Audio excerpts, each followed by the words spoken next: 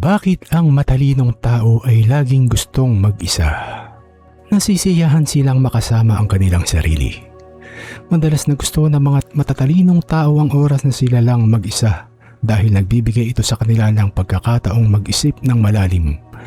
Mahalaga sa kanila ang katahimikan upang magproseso ang masalimuot na mga ideya at mas mapalawak ang kanilang pag-unawa. Hindi nila kailangan ng palaging atensyon o pag-aproba ng iba. Ang kanilang kumpiyansa sa sarili ay nagmumula sa loob.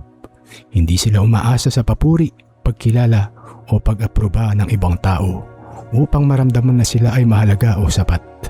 Ang pag-iisa ay tumutulong sa kanilang mag-focus sa kanilang mga layunin at ideya.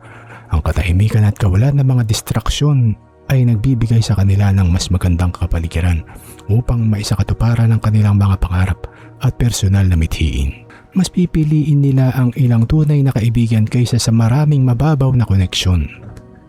Mas pinahahalagahan nila ang lalim at kalidad ng ibang makabuluhang pagkakaibigan kaysa sa pagkakaroon ng napakaraming kakilala ngunit mababaw lamang ang ugnayan. Ang sobrang ingay at maraming pakikisalamuha ay nakakapagod sa kanilang isipan. Mataas ang kanilang kamalayan sa kanilang kapaligiran at alam nila kung kailan nauubos ang kanilang mental na enerhiya dahil sa labis na ingay o sobrang pakikipag-ugnayan sa ibang tao. Ginagamit nila ang oras ng pag-iisa upang mag-recharge, magnilay at matuto. Para sa kanila, ang oras na mag-isa ay isang mahalagang pagkakataon upang makapagpahinga ang isip, pag-isipan ang mga karanasan at magkaroon ng panibagong pananaw. 8. Mas malinaw silang nakakapag-isip kapag sila ay nag-iisa. Kapag malayo sila sa presyon ng palagiang pakikisalamuha, mas nagiging malinaw ang kanilang pag-aanalisa at mas mahusay silang nakakagawa ng mga desisyon. Mas pinahahalaga nila ang makabuluhang koneksyon kaysa palaging pakikisalamuha. Maingat nilang pinipili kung saan nila ilalaan ang kanilang oras at lakas. Mas mahalaga sa kanila ang kalidad ng relasyon kaysa sa dami ng kanilang nakakasalamuha.